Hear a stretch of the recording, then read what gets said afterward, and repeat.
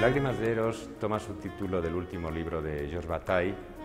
donde el autor francés abordaba un problema que le había preocupado profundamente a lo largo de toda su carrera: la íntima relación entre Eros y Tánatos, entre la pulsión sexual y el instinto de muerte.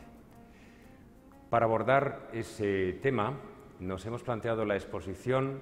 como un viaje a través de los mitos clásicos grecolatinos, pero también las historias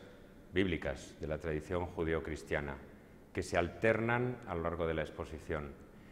De manera que cada sala está organizada en torno a una figura o un relato bien pagano o bien judeocristiano. A través de esos mitos hemos congregado a artistas de toda la historia del arte occidental, desde el Renacimiento hasta nuestros días. 5 siglos de pintura, escultura y hasta fotografía y vídeo en el caso de los artistas contemporáneos, con la intención de crear encuentros entre los maestros antiguos, los artistas del siglo XIX, que juegan un papel muy importante en la exposición, y finalmente los artistas del siglo XX o incluso contemporáneos, estrictamente contemporáneos nuestros.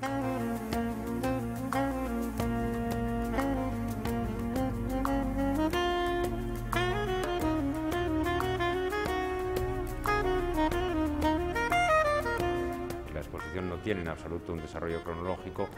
con el propósito de comunicar al espectador, diríamos, la perennidad de Eros, de los deseos, de los anhelos y temores relacionados con Eros, las infinitas maneras en que esos anhelos y temores se han expresado a lo largo de estos siglos de arte. La naturaleza de Eros que se desprende de la exposición es, por decirlo con una fórmula clásica de Freud, perversa polimorfa. Es decir, que no existe un Eros único cortado por un solo patrón, sino que Eros, el instinto sexual humano, tiene una naturaleza fluida. Hemos incluido toda una pluralidad de orientaciones de deseo, desde la mirada masculina o femenina, las miradas heterosexuales y homosexuales, hasta las parafilias o las perversiones, si se quiere, más infrecuentes. Hay salas dedicadas al bondage y al sadomasoquismo, al voyerismo y al exhibicionismo, al canibalismo o al vampirismo. Toda una serie de estas parafilias desfilan por las salas de la exposición, pero no en el modo ordenado, clasificadas, en que se abordarían, diríamos, en un tratado de psicología clínica, sino encadenadas unas con otras a través de los símbolos visuales que los artistas han utilizado para plasmar el deseo. El agua, en primer lugar, que es la matriz de todos los símbolos de la libido, y naciendo del agua una línea ondulada que se convierte en la cabellera, que está presente en muchas de las imágenes de la exposición, también en la serpiente, y se transforma luego en las ataduras de San Sebastián o de Andrómeda, o en los cuerpos sinuosos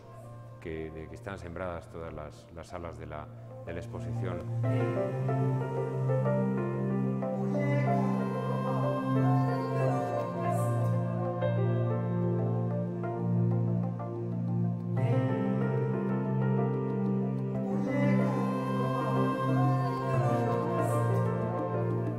Una exposición como Lágrimas de Eros constituye una novedad sin precedentes en el Museo Thyssen-Bornemisza y, en cuanto tal, un desafío. Así lo han entendido los medios en la atención que han prestado al lanzamiento de esta exposición. Existe mucha curiosidad, mucha intriga acerca de cómo se puede abordar el erotismo en un museo con una colección de 8 siglos de tradición y que se mantiene dentro de los límites del decorum y de la contención clásica, diríamos. Aunque el planteamiento de una exposición sobre el erotismo en un museo